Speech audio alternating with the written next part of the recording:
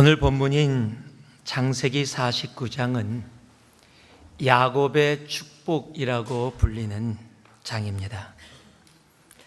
그런데 49장을 읽어가다 보면 이건 축복이라고 하기에는 조금 그런 내용들이 적혀 있습니다. 축복의 내용이 있는 것도 사실이지만 심지어는 어떻게 보면 축복이 아닌 저주와 같은 이야기들도 이곳에 적혀 있습니다. 만약에 이런 것이 축복이라면 받고 싶지 않다라고 생각되어지는 그러한 내용들입니다. 그럼에도 성경은 이 모든 것을 축복이라고 그렇게 선포하고 기록해 놓고 있습니다.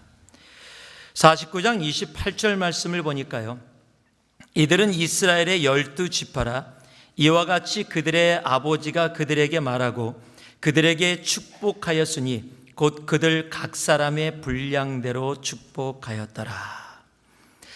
우리가 이게 축복이야? 라는 그런 질문을 가질 수 있는 그 말들에 대해서 왜 이것이 축복이냐라고 대답하는 그 이유가 이곳에 적혀 있는데, 바로 그 대답이 각 사람의 분량대로라는 말입니다. 즉 각 사람이 받을 만한 그릇이 준비된 모습대로 하나님의 축복이 그들에게 임했다라는 겁니다. 더러는 플러스로, 더러는 마이너스의 모양으로 임했지만 결국에는 하나님이 예비하신 축복이라고 이야기하는, 우리들에게는 축복이라고 보여지지 않지만 축복이라고 이야기하는 그 하나님의 복이 임했다라는 겁니다. 다만 오늘 말씀을 받는 우리들의 삶 속에 이게 축복이야 라고 질문을 던질 수 있는 그런 모습의 축복이 아니라, 우리의 그릇이, 우리의 분량이 하나님께 온전히 준비되어 있어 진정으로 하나님의 축복을 마음껏 기뻐하며 누릴 수 있는 그 축복이 오늘 우리 모두에게 임하기를 주님의 이름으로 축복합니다. 오늘 이 야곱의 축복을 통해서 오늘 하나님이 우리에게 가르쳐 주시는 귀한 하나님의 마음을 우리들이 온전히 받고 돌아갈 수 있는 그런 시간이 되어지기를 소망합니다. 오늘 먼저 야곱의 축복이 우리에게 가르쳐 주는 것이 3절과 4절의 말씀에 적혀 있습니다. 우리 한 목소리로 함께 봉독하겠습니다. 같이 봉독합니다. 르우벤아, 너는 내 장자요 나의 능력이요 나의 기력의 시작이라. 위강이 초등하고 권능이 탁월하다마는 물의 끓음 같았은즉 너는 탁월치 못하리니 내가 아비의 침상에 올라 더럽혔음이로다. 그가 내 침상에 올랐었도다. 아멘. 첫 번째, 우리들이 이 야곱의 축복에 대해서 깨닫고 알아야 할 부분들이 하나 있다면 그것은 절제의 마무리가 참으로 중요하다라는 겁니다. 드라마나 영화를 보다가 화가 나는 경우가 있는데 그것은 끝이 아주 엉성할 때입니다. 이러면 그동안 재미있게 아주 즐겁게 보다가도 괜히 허망하게 느껴지기도 합니다. 시작도 중요하고 내용도 중요하지만 그 결론도 참으로 중요함을 우리들은 잘 알고 있습니다. 한국에서 건강검진을 받고 잠시 쉬면서 아는 목사님 교회 가서 주일 오후에 잠시 말씀을 전할 수 있는 그런 기회가 있었습니다. 그 목사님이 이제 저를 소개하기 위해서 나오셔서 북가주에서 아주 은혜스럽고 뛰어난, 여러분은 벌써 웃으십니까? 그런데 이 산호세 지역에 있는 새누리 교회에서 담임 목회를 하고 딱 설명을 하는데 갑자기 와악 웃는 거예요. 새누리 때문에 그렇습니다. 요즘 한국에서 새누리가 아주 유명합니다.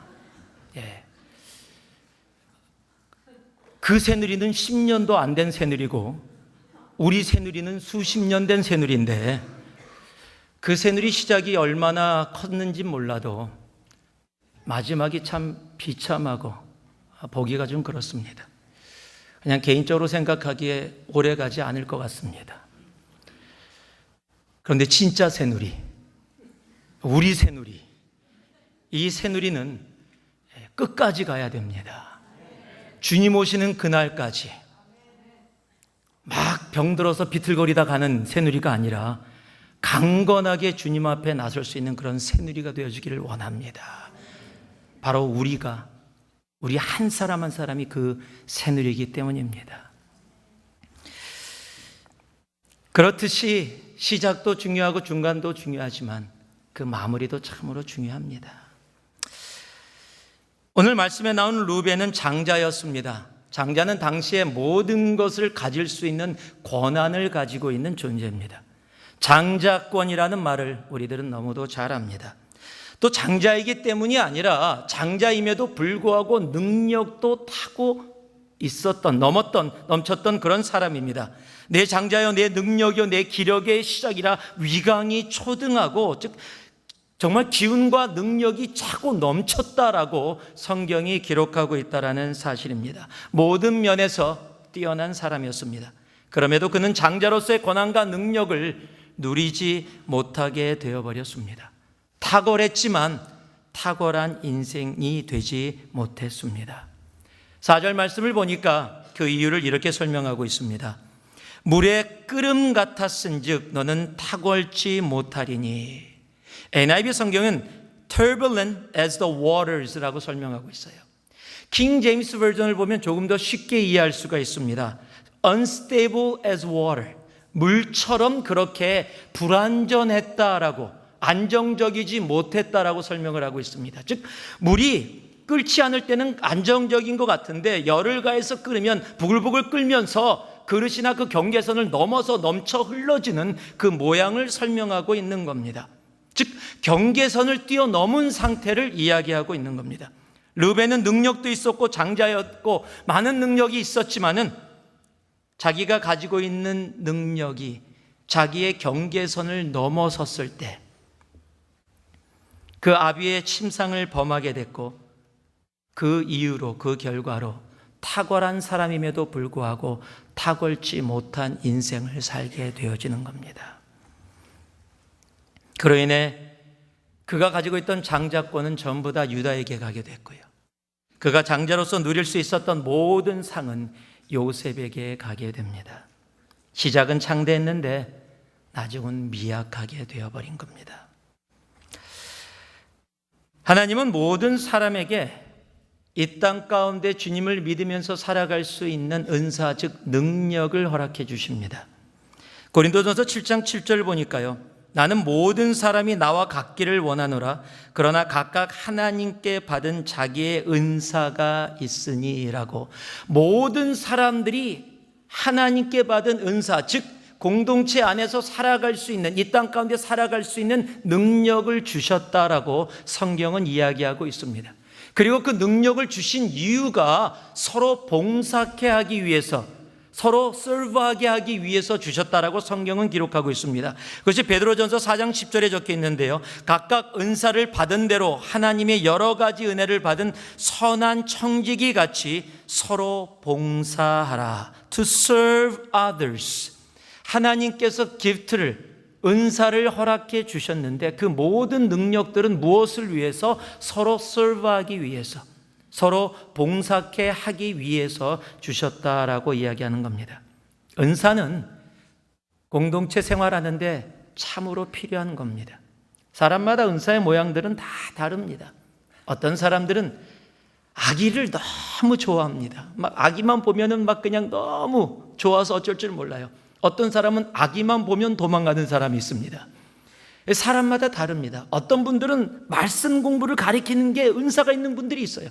어떤 분들은 가리키려고 그러면 준비하는 과정에서 스트레스 받아갖고 자기가 힘들어하고 어려하는 분들도 있습니다.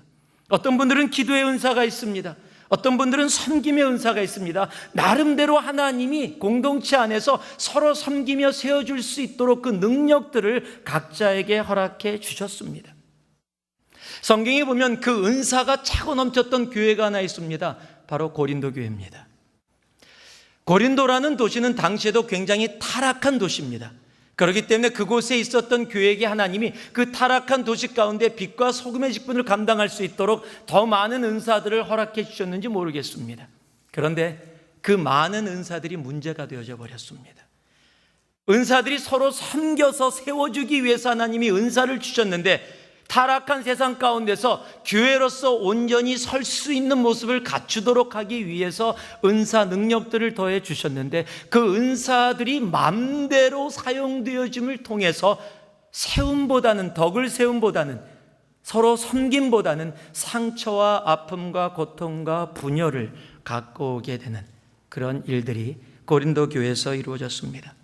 그 고린도 교회를 보면서 사도 바울이 쓴 편지가 우리가 잘 아는 고린도 전후서입니다. 그 고린도 전서 9장에 이러한 말씀으로 사도 바울이 고린도 교회에 이야기를 합니다. 24절 말씀을 보니까요, 운동장에서 다름질하는 자들이 다 달릴지라도 오직 상을 받는 사람은 한 사람인 줄을 너희가 알지 못하느냐? 너희도 상을 받도록 이와 같이 다름질하라.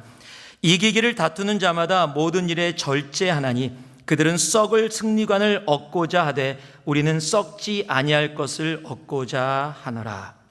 많은 분들이 착각을 합니다. 고린도전서 9장 이야기를 들으면 운동 경기할 때 많이 사용되어집니다, 이 말씀이. 그런데 이 말씀은 운동 경기에 대해서 이야기하는 말씀이 아닙니다.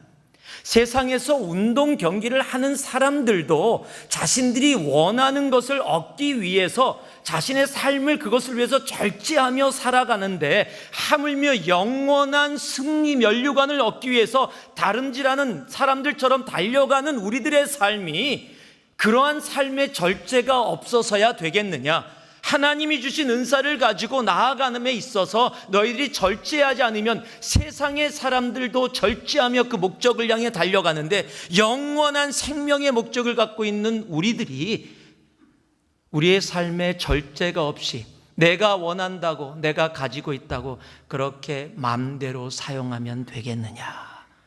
바로 그렇게 이야기를 하고 있는 겁니다. 사도 바울이 고린도 교회에 주시는 해결책이 뭡니까? 바로 절제라는 겁니다. 은사라는 능력을 막 사용하지 아니하고 모든 은사는 절제를 통해서 아름다운 열매를 맺게 된다라는 사실입니다. 절제는 헬라어로 엥크라테이아라는 단어입니다.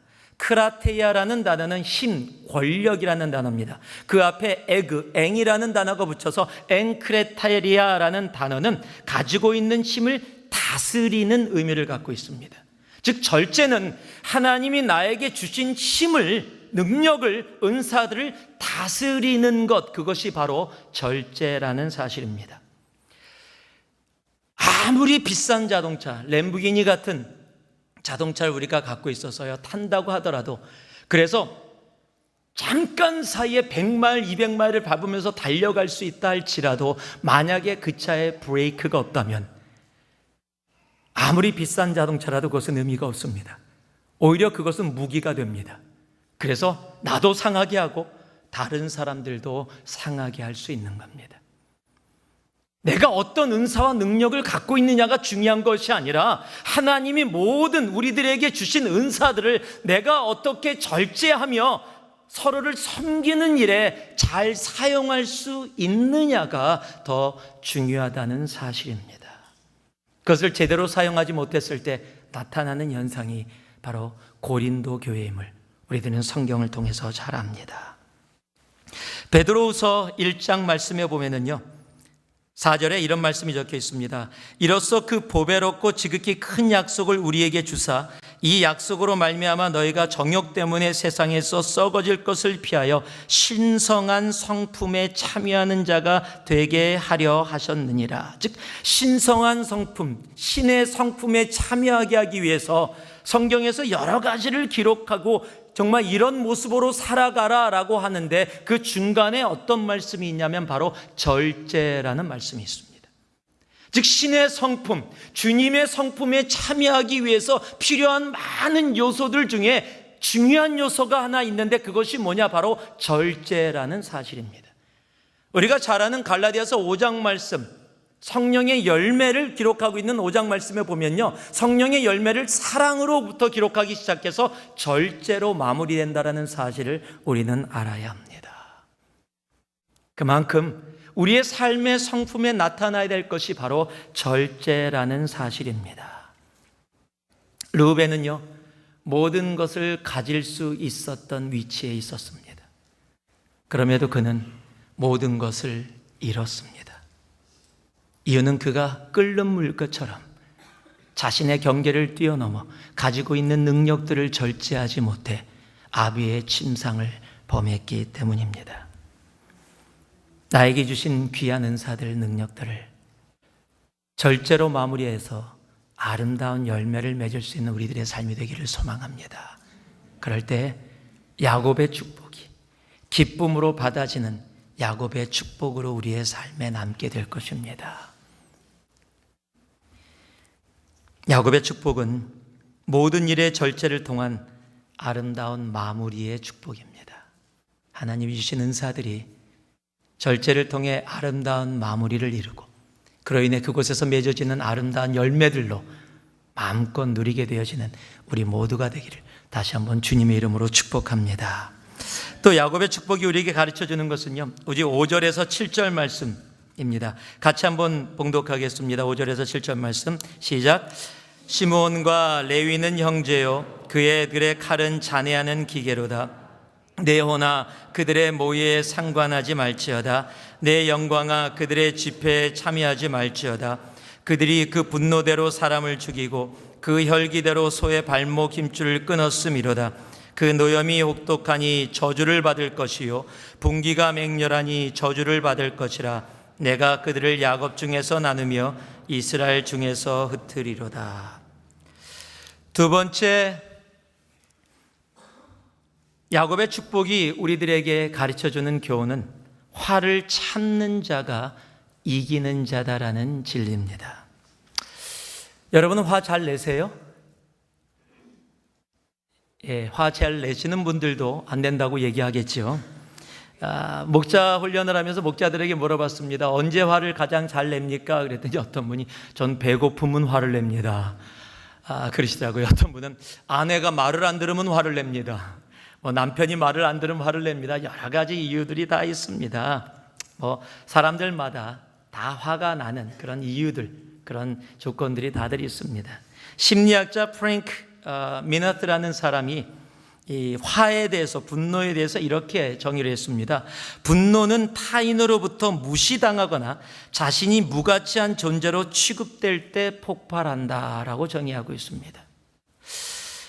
그리고 이 분노는 여러 가지 모습 가운데서 자신의 개인과 그리고 공동체 여러 가지로 어려움을 갖고 오고 있다, 그렇게 설명하고 있습니다. 어떤 이유에서든지 화를 내게 되어지면 그 화의 모습 가운데 우리들이 그 결과를 책임져야 되는 것이 참 많습니다. 화를 낸 다음에 후회보지 않은 사람은 세상에 아무도 없을 겁니다. 그때 조금만 참았으면 이라고 이야기하는 사람들이 우리들 삶 가운데 참으로 많습니다. 한국에 새로운 법이 얼마 전에 하나 생겼습니다. 그게 뭐냐면 한국에서 하도 고속도로에서 끼어들기 때문에 문제가 많이 생겼습니다. 고속도로에서 달리는데 바로 앞으로 끼어드는 거예요. 끼어들면 그냥 조금 화내고 보내면 되는데 이게 끝까지 쫓아간다라는 겁니다. 화가 폭발해서 끝까지 쫓아가서 그냥 놔두지 않고 다시 앞에를 가서, 즉 고속도로입니다. 고속도로에서 쫓아가서 앞으로 가서 방해하는 정도가 아니라 급브레이크를 밟고 서버렸습니다. 그러니까 뒤에서 오던 차가 급브레이크를 밟으면서 섰어요. 다행히 부닥치지 않았습니다. 그런데 문제는 뒤에서 쫓아오던 차들이 스탑을 못했고 뒷차를 받았고 연쇄 충돌이 일어나서 사람까지 죽었습니다. 그 일 때문에 한국이 난리가 났었습니다. 그리고 법이 생겼습니다. 예전에는 벌금만 조금, 교통방해로 벌금만 받던 일이 이제는 사람을 죽일 수 있는 무기가 되어졌다 해서 감옥까지 갔습니다. 그래서 그때 사고 냈던 사람이 지금 감옥에 있습니다. 아마 감옥에서 후회하고 있을지 모르겠습니다. 잠시의 분노를 참지 못해서 감옥에 가는 그런 어리석은 모습이 한국에서 있었습니다. 제가 이번에 한국에 와서 종합검진을 받으면서 참 한국 시스템이 잘 돼 있어요. 정말 종합검진 시스템이 잘 돼 있습니다. 이렇게 옷 입고 이렇게 종이 하나 들고 있으면은 바로바로 검사받고 나면 거기는 지금 저는 어색한데요. 손경일님 이렇게 불러요. 손경일님 이리 오세요. 그러면 그분 쫓아가면 됩니다. 쫓아가다가 이제 어떤 테스트를 하나 받으려고 방에 딱 갔는데 송경일님 그래서 거기 앞에 갔습니다. 그럼 문을 열었더니 이제 안에서 그걸 하시는 분이 계세요. 뭐 간호사인지 의사인지 테크니션인지 잘 모르겠습니다. 그런데 한 번도 평생 듣지 못한 말을 듣고 제가 얼마나 화가 나는지 몰라요. 제가 방에 딱 들어갔더니 저를 향해서 아버님 이리 오세요. 그러는 아니 아버님이라는 나인지 몰랐어요 정말로. 나 주위 돌아봤다니까요. 딴 사람인 줄 알고. 제가 한 30대 중반에 마켓에 갔다가 아저씨라 그럴 때 화가 났던 적이 있었거든요.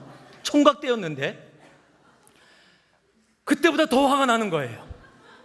제가 분명히 하늘이 나라 아버지는 확실한데 아버님이라고 듣는 게 도저히 막 화가 나갖고 혈압이 오르더라고요. 혈압 재야 되는데 정말로 막 화가 나갖고요. 뭐 검사하는데 뭐 이런 사람이 다 있어. 막 뭐라고 막 그러고 싶을 정도로. 사람마다 아마 제가 나이 드는 걸 괜히 싫어했는지 어쨌는지 몰라도 하여튼 평생 처음으로 아버님이라는 단어를 들으면서 굉장히 화가 났던 그런 시간이 있었습니다. 이런 이야기를 꼭 하고 나면 일부 예배 끝나고 났더니 저한테 아버님이라고 부른 사람이 꼭 생겨요. 부탁인데 제발 부르지 말아주시기를 부탁드립니다. 아마 오늘 본문의 시므온과 레위도 마찬가지였을 겁니다. 순간적으로 화가 났던 것 같아요. 왜냐하면 창세기 34장에 보면은 자기의 동생이 겁탈을 당했습니다. 그 겁탈을 당한 동생의 복수를 한다고 분노로 세겜과 그의 가족과 그의 마을의 모든 사람들을 아주 잔인하게 도륙합니다. 그때는 잘했다라고 생각했을지도 모릅니다. 내가 해야 될 바를 했다라고 생각했을지도 모릅니다. 내가 한 것은 의분이라고 얘기했을지도 모릅니다. 그러나 그 결과로 시므온은 유다 땅에서 땅을 조금 분배받습니다. 그러나 조금 있다가 유다 족속에 흡수되어 사라져 버립니다.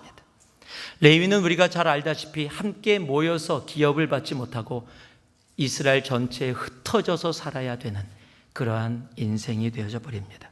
화를 참지 못해서 결국 사라지거나 흩어지는 모습이 되어져 버린 겁니다. 화를 참지 못해 화를 내게 되면 그 결과가 결국 나에게로 돌아옵니다. 제가 대학교 때 크리스찬 클럽들이 모여서 함께 배구 대회를 하는 그런 시간들이 있었습니다. 제가 캘폴리라는 대학교를 다녔는데 그곳에서 함께 여러 대학교들이 모여서 한 곳에서 모여서 배구 대회를 했는데 저희들이 배구를 꽤 잘하는 그런 학교였습니다. 뭐 저가 있었으니까 생각보다 괜찮은, 물론 저보다 더 잘하는 분이 계셨어요. 같이 배구를 했는데 그 친구들이 안 와서 첫 번째 경기를 몸도 풀리지 않아서 잘하지 못하는 팀한테 졌어요. 그러고 나서 이제 두 번째 경기부터 잘해갖고 다 이겼습니다. 그래서 이제 예선을 충분히 통과하고 본선에 나아갈 수 있는 상황이 됐습니다. 이제 마지막 경기가 저희는 끝났고 마지막 경기가 남았는데 굉장히 잘하는 팀하고 굉장히 못하는 팀 두 팀이 경기를 합니다.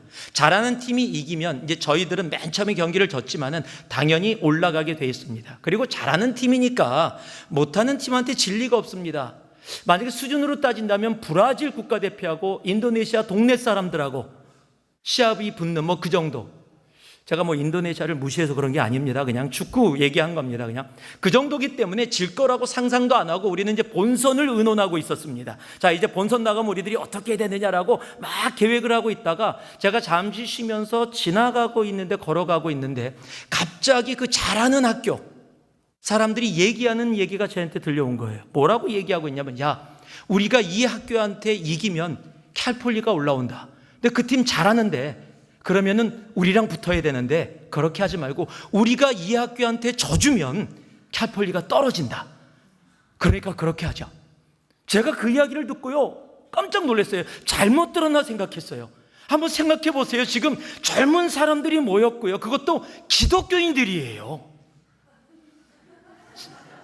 여러분, 세상도 그렇게 안 해요. 세상에서 그런 경기를 하는데 그런 식으로 계획해서 세상에서 했다. 북한이 이번에 그렇게 했어요.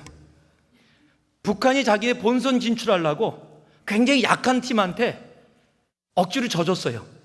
공을 차면은요 골키퍼가 괜히 넘어져서 공이 뒤에서 들어가게 만들고, 그래갖고 이번에 피파에서 벌금 못 얻어갖고 1년 뭐 경기 정지 뭐 이런 못 떠나고 이런 거 받았어요.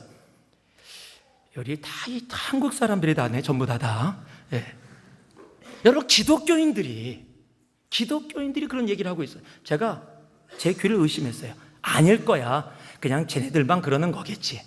그런데 이게 웬일입니까? 경기를 시작하는데요, 그 잘하는 학교가 주전 선수를 다 빼고 후보를 넣는 정도가 아니라 응원하러 온 사람들을 플레이시키는 거예요. 제가 열 안 받게 생겼습니까? 제가 열을 받으면 영어가 나와요. 거기 담당하는 목사님한테 가서 영어로 막 컴플레인했어요. 막 이만큼 열 받았으면 화났습니다. 그래갖고 막, 목사님 이게 말이 됩니까? 젊은 사람들이, 그것도 기독교인들이 모여서 스포츠를 통해서 서로 우정을 나누는 이 시간에 이런 어떤 조작이 말이 됩니까? 막 화를 냈더니요, 목사님도 당황하셨어요. 경이라 흥분 가라앉히고, 제가 너무 큰 소리를 내니까 다 들었어요. 전부 다.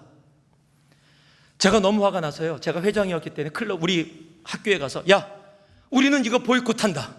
이런 데서 운동할 필요 없어. 가자. 아무도 안 움직이는 거야. 가자 그러면 가야지. 왜 더 열받죠? 그래서 막 뛰쳐나갔어요, 밖으로. 크리스찬이 이런 거라면 나 예수 안 믿는다. 정말 제가 그렇게 화를 냈던 적은 없었던 것 같아요. 막 동생들이 다가와서 형 왜 이래, 참아 막 그러고서요, 어찌됐건 간에요, 결과가 어떻게 됐냐면 경기가 정말 잘하는 팀이 졌어요.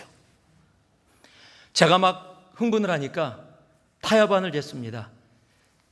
이긴 팀하고 그 못하는 학교하고 저희 학교하고 붙어서 이기면 올라가게. 그 타협안을 줘서 서로 경기를 했습니다. 당연히 저희가 실력이 월등하게 뛰어났기 때문에 올라갔어요. 그래서 우승까지 했습니다. 그런데 문제는 그 다음이에요. 그 문제를 일으킨 학교하고 저희 학교가 굉장히 친했던 학교인데, 크리스찬들끼리, 학생들끼리 교제도 많았던 그런 학교인데, 이제는 원수가 되어버린 거예요. 3년 동안 말도 나누지 않는 겁니다.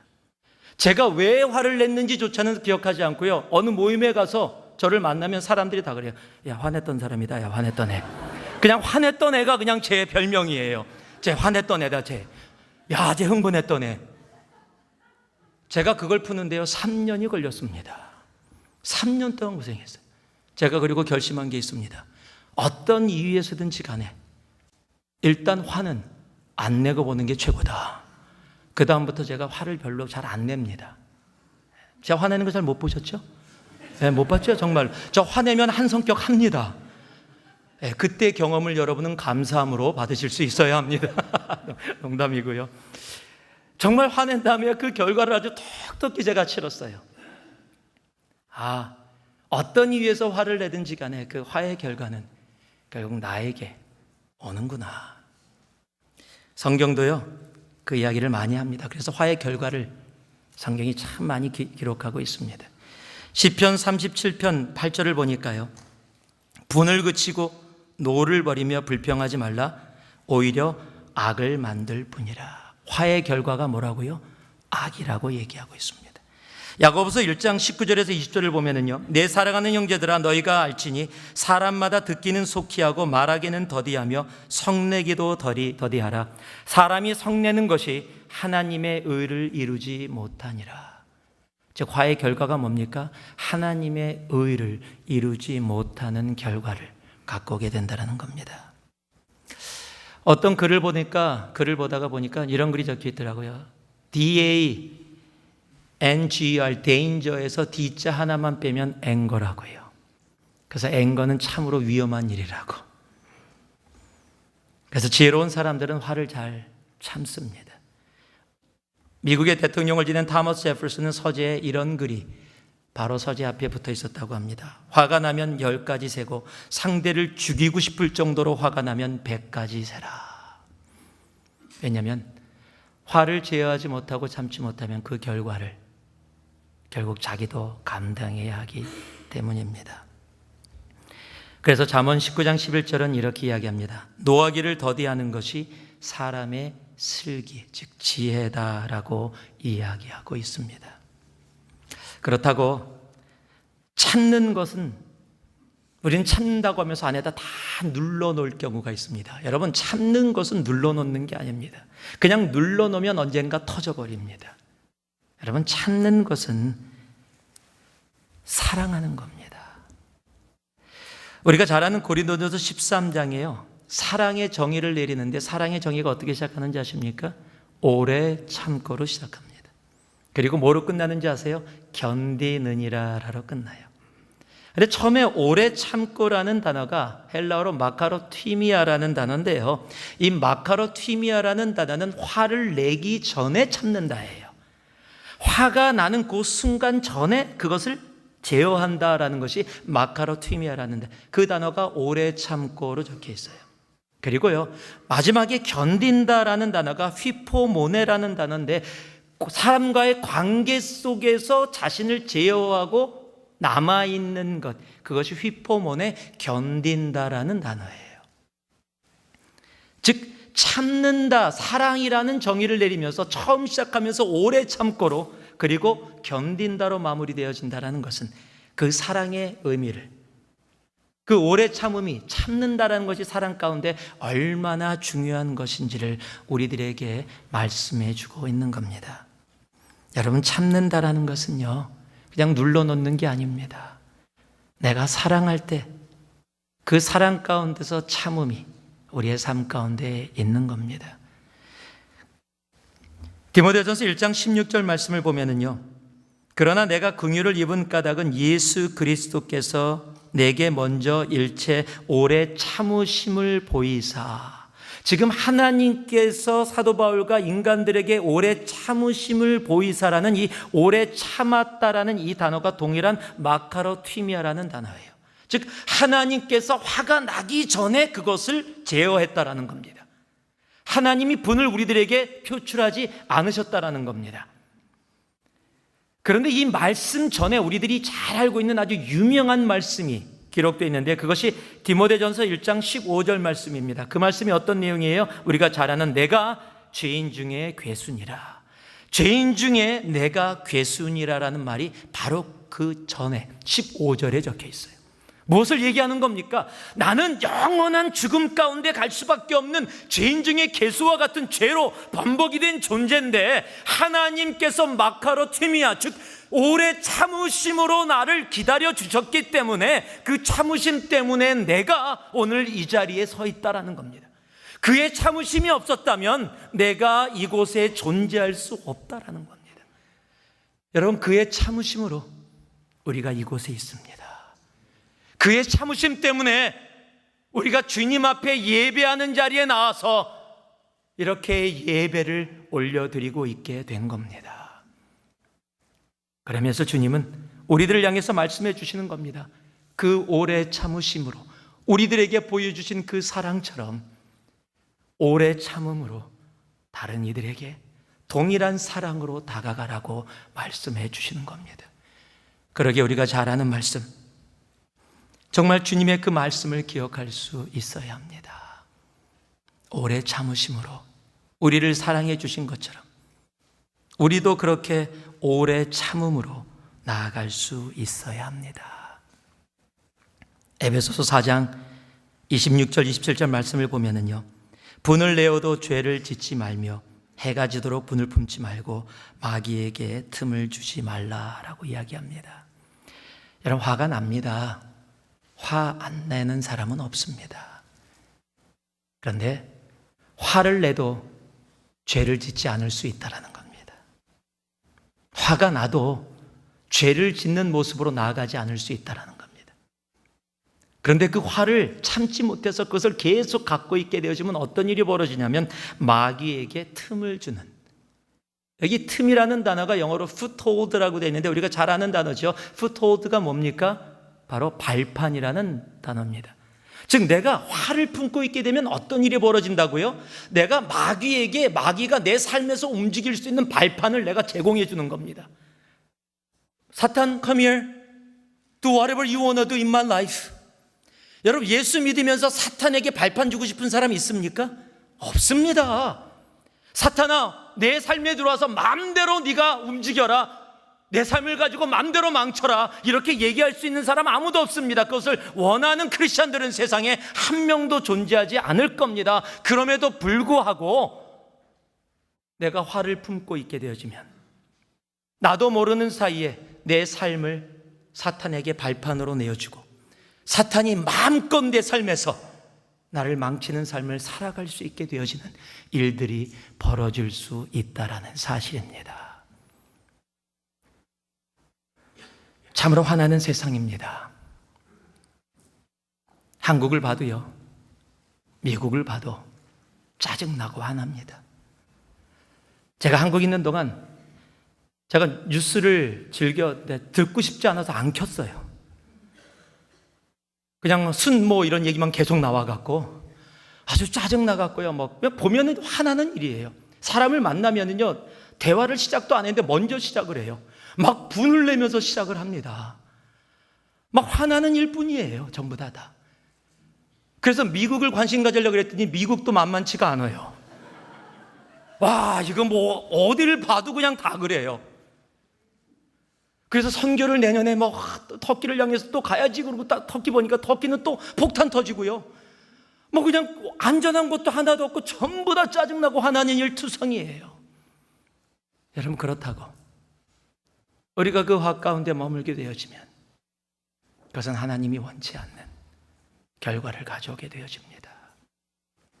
그래서 성경은 반복해서 이야기합니다.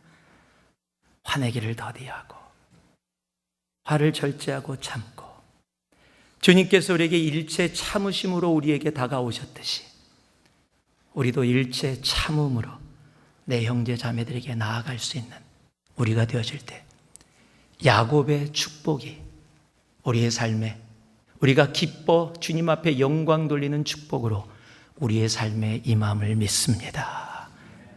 진정한 야곱의 축복이 우리들의 삶 가운데 차고 넘치는 그의 참으심을 기억할 수 있는, 마카로 튀미아를 기억할 수 있는, 그래서 죄인 중에 괴수인 사도 바울이 복음을 들고 담대히 설 수 있었듯이 우리의 오래 참음을 통해, 우리의 마카로 튀미아를 통해서 내 주위의 형제 자매들이 복음으로 설 수 있는 귀한 은혜들이 우리들 가운데 차고 넘치기를 주님의 이름으로 축복합니다. 마지막으로요, 우리 8절에서 12절 말씀 중에 제가 8절만 여러분께 읽어드립니다. 유다야, 너는 내 형제의 찬송이 될지라. 내 손이 내 원수의 목을 잡을 것이요 내 아비의 아들들이 내 앞에 절하리로다. 12절까지 전체 내용은요, 유다를 향해서 축복해 주는 내용입니다. 정말로 왜 유다를 이렇게 축복해 주는가 이해할 수 없을 정도로 유다를 축복합니다. 어떻게, 왜 유다가 뭐가 특별하다고? 루벤도 시므온도 레위도 특별하게 유다하고 다른 점이 그렇게 많지 않은데 왜 유다를 이렇게 축복할까? 성경을 봐도요, 특별한 내용이 별로 없습니다. 단 하나, 유다가 다른 형제들과 다른 부분이 하나 있었다면 애굽의 모든 형제들이 잡혀서 그곳에서 감옥에서 평생도록 갇혀 있거나 잘못하면 죽임을 당할 수 있는 그런 상황 속에서 그곳에 올 때 아비에게 자기의 아들을 희생할 정도로, 그리고 그곳에 와서 진짜로 그런 일이 벌어졌을 때 자기가 감옥에 남겠다 그러고 자신의 생명을 내어줄 수 있기까지 아버지와 형제들을 약속대로 자신을 희생하고 살리기 위해서 최선을 다했던 모습 하나.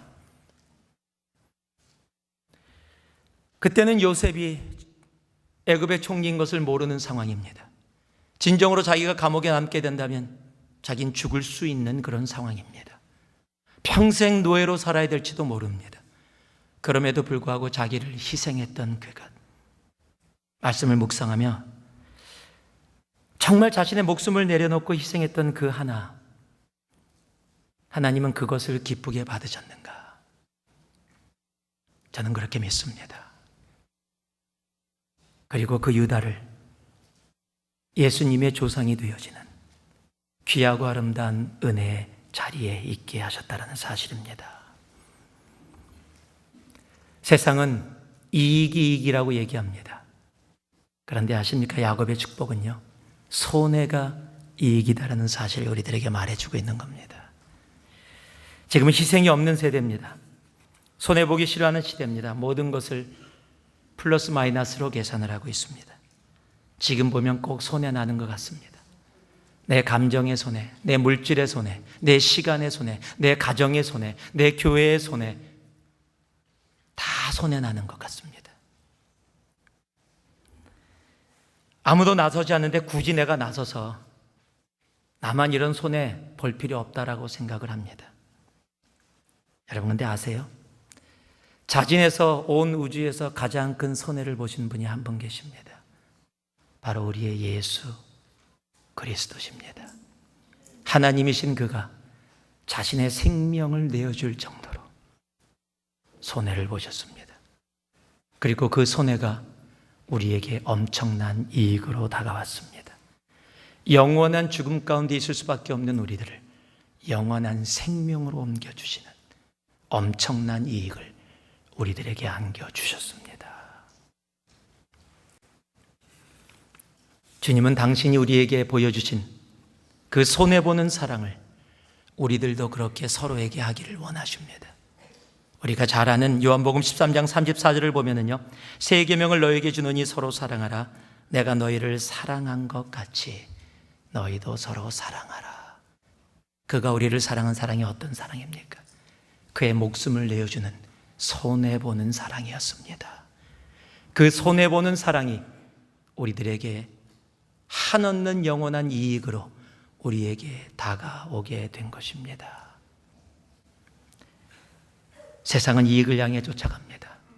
나 손해보고 싶지 않다라고 얘기합니다. 내 명예 손해보고 싶지 않다라고 얘기합니다.